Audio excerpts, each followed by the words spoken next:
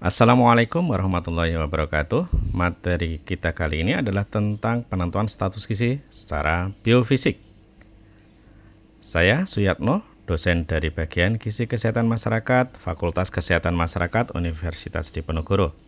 Jika ada pertanyaan atau hal yang ingin didiskusikan, silakan menghubungi sesuai dengan kontak yang ada di layar.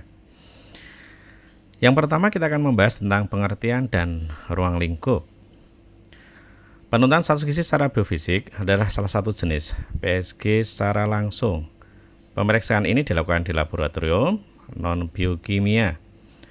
Penilaian status gizi yang didasarkan pada pengujian kemampuan fungsi jaringan atau fisiologis atau tingkah laku dan untuk melihat perubahan struktur jaringan yang berkaitan dengan zat gizi tertentu atau defisiensi zat gizi tertentu.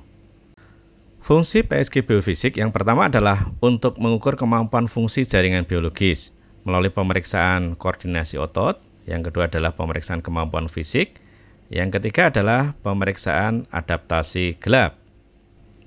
Yang kedua adalah pemeriksaan perubahan struktur jaringan melalui pemeriksaan USG atau radiologi, pemeriksaan sitologi konjungtiva, yang ketiga adalah pemeriksaan morfologi akar rambut.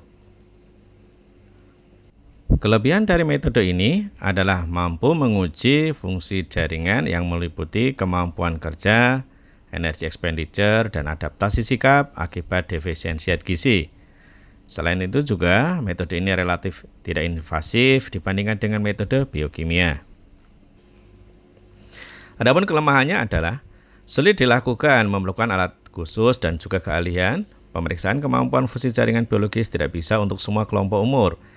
Jenis defisiensi zat gizi yang bisa diperiksa juga relatif terbatas. Tidak dapat memeriksa defisiensi zat gizi spesifik, misalnya kebugaran, karena banyak faktor lain yang ikut mempengaruhinya. Pemeriksaan visual objektivitasnya rendah, dan jika objektivitasnya ingin tinggi, dengan radiologi membutuhkan biaya yang cukup mahal. Penerapan penilaian biofisik. Salah satu penerapan pemeriksaan biofisik adalah memeriksa kemampuan fisik, yaitu mengukur potensi individu untuk menggunakan energi dalam melakukan aktivitas. Tidak mudah dilakukan pada kelompok anak-anak atau kelompok tertentu, misalnya ibu hamil atau manula. Banyak faktor yang mempengaruhi, misalnya bentuk lamanya tes, motivasi, aktivitas sehari-hari, keterampilan, kondisi kesehatan, dan juga status gizi. Adapun jenis tes kemampuan fisik cukup beragam. Minimal ada 8 macam tes kebugaran jasmani. Yang pertama adalah tes lari bolak-balik, 2 adalah tes lompat jauh tanpa awalan, ketiga tes push up, 4 tes sit up, 5 tes lari jarak jauh, 6 angkat tubuh atau pull up, yang ketujuh lari cepat, dan ke-8 adalah loncat tegak. Selain ke-8 macam tes kebugaran ini, masih terdapat sejumlah tes yang lain. Salah satunya adalah jenis pemeriksaan melalui step test, yaitu untuk mengetes kemampuan daya tahan jantung dan paru seseorang melalui pengukuran kemampuan tubuh untuk menyesuaikan terhadap beban kerja, melihat nadi pemulihan setelah seseorang naik turun bangku. Prinsip dari tes ini adalah naik turun tangga, mengikuti irama metronom, lama tes 5 menit, dihitung nadi pemulihannya. Harvard Step Test ini pertama kali dikembangkan di laboratorium Harvard University, jauh sebelum Perang Dunia Kedua. Harvard Step Test adalah untuk mengukur physical fitness atau kebugaran jasmani dengan cara naik turun bangku setinggi 50 cm untuk pria dan 42 cm untuk wanita dan mengikuti irama metronom yang teratur selama 5 menit. Pemeriksaan biologis dengan radiologis berfungsi untuk melihat pembesaran hati, densitas tulang secara akurat. Adapun kelemahannya adalah jarang digunakan di masyarakat karena membutuhkan alat yang portable untuk bisa dibawa ke masyarakat. Pemeriksaan morfologis akar rambut atau folikel, yaitu mengukur diameter akar rambut. Karena diameter akar rambut dapat mengkerut atau berkurang, yang berakibat pada rontuknya rambut, yang disebabkan antara lain berkaitan dengan penurunan berat badan yang berlebih, defisiensi asupan protein, defisiensi Fe dan zinc, serta faktor-faktor yang lain. Pemeriksaan biofisik kurang energi protein menggunakan USG akan nampak adanya fibrosis, nekrosis, atau perlemahan hepat. Melalui pemeriksaan morfologi akar rambut akan terlihat gambaran berkurangnya diameter akar rambut kurang dari sepertiga keadaan normal.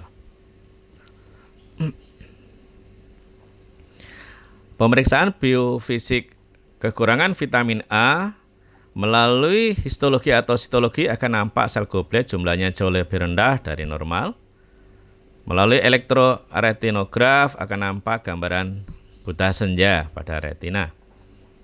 Kemudian melalui tes back to back akan bisa menunjukkan keadaan buta senja. Rabun senja adalah kondisi di mana kita tidak dapat melihat pada sore hari atau dalam keadaan minimal cahaya akibat dari kekurangan vitamin A. Ini adalah gambaran dari vitamin A defisien retinopathy. Cara pemeriksaan adaptasi gelap, model yang biasa dilakukan adalah dengan permainan back to back. Ini dikembangkan oleh Institute of Child Health London, di mana ada dua orang yang saling berdiri membelakangi, masing-masing memegang satu batu dan satu stick.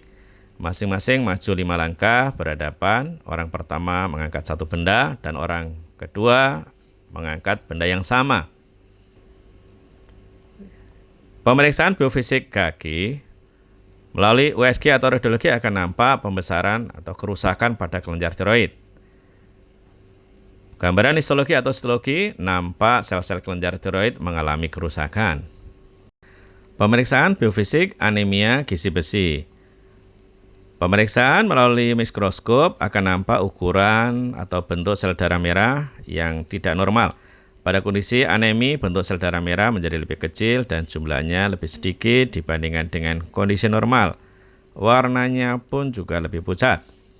Peripheral blood smear akan menunjukkan di sana bahwa pada anemi defisiensi gizi berat terlihat sel darah merah mikrositik dan hipokromik lebih kecil dari inti limfosit, bervariasi dalam ukuran dan bentuknya.